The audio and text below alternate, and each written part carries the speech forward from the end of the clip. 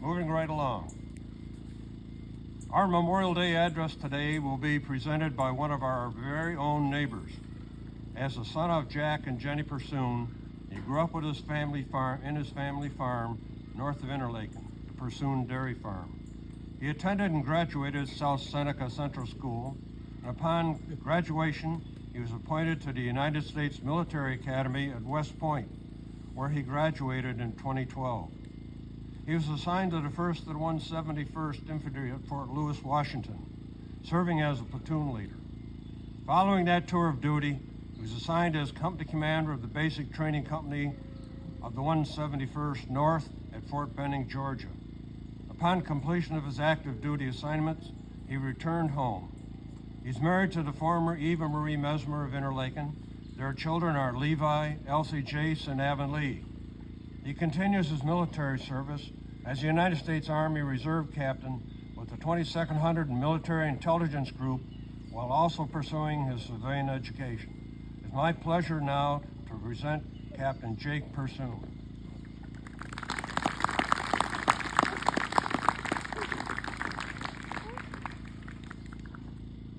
Morning, everybody. Thank you for the introduction, and thank you all for being here today. For those of you who do not know, Colonel Mesmer is my wife's grandfather. So when Grandpa asked me to speak today, there was only one acceptable answer. Yes, sir. Kidding aside, it is a privilege for me to be here today. I grew up on a farm that borders Interlaken Cemetery, and I would come to this Memorial Day service every year as a kid. When I was asked to speak today, I initially struggled with what I would say and with what I could share that would help capture the meaning and significance of today. And I thought that maybe the best thing I can do is share with you all my personal and simple perspective of Memorial Day and how it's evolved over the years. As a kid, Memorial Day meant coming to this cemetery and enjoying this very same ceremony that we're doing here today. After the ceremony, I would often walk around the cemetery and look at the tombstones with all the small American flags and read the names of the local service members that were laid to rest here. Also, as a kid, I once took a trip to Washington, D.C., and I'll never forget walking around Arlington and seeing the thousands and thousands of white tombstones, and again, reading the names of those who were laid to rest there. During that same trip, I also went to the Vietnam Memorial and walked up and down the wall, reading, again, the thousands of names that were etched in the stone on that wall. As a kid, these people were like heroes to me. They were people that I would look up to and be inspired by. People who made the ultimate sacrifice by laying down their lives for this country. However, there is one realization that I did not have as a kid that I have now. It is the realization that these heroes of mine were ordinary people just like you and I here today. They were ordinary people who did extraordinary things and paid the ultimate sacrifice for this country. And in my opinion, that makes them even more heroic. They were Hispanics, Black, Asian, Native Americans, and white. They were Christians, Jews, Muslims, Buddhists, Hindus. They were men and women. They were fathers and mothers, sons and daughters, friends, neighbors.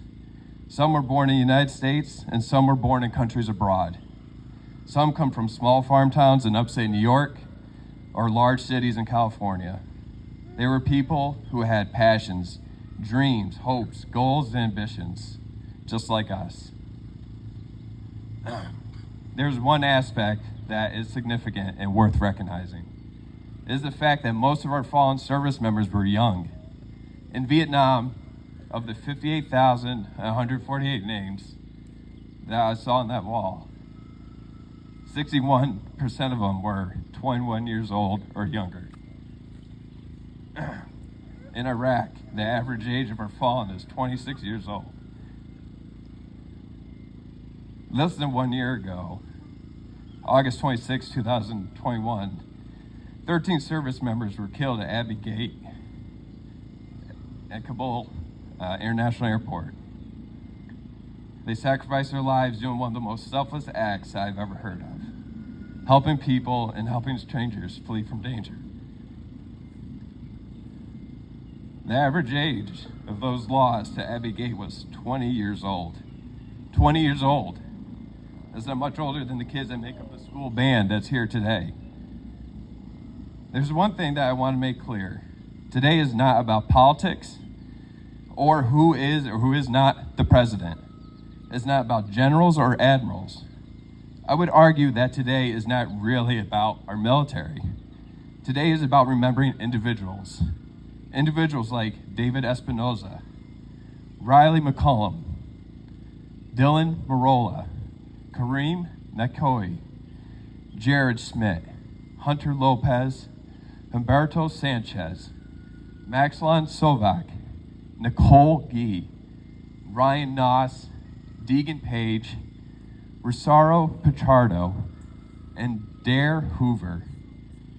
These are the names of those who we lost that day at Abbey Gate, who laid down their lives while protecting people fleeing from danger.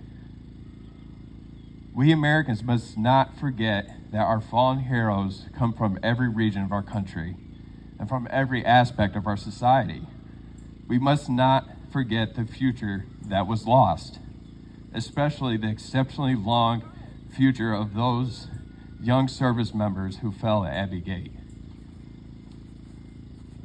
Often on Memorial Day, you will hear that we must honor our fallen. And I remember I would struggle with what does that mean? How do you honor your fallen? Obviously, ceremonies like today and a day dedicated to their memory is a great way to honor their sacrifice. But I would be frustrated with not really knowing what is the act of honoring the fallen outside of just saying it. It would make me think of a verse in the Bible, in the book of James, chapter 2, verse 17, where it says, faith by itself without works is dead.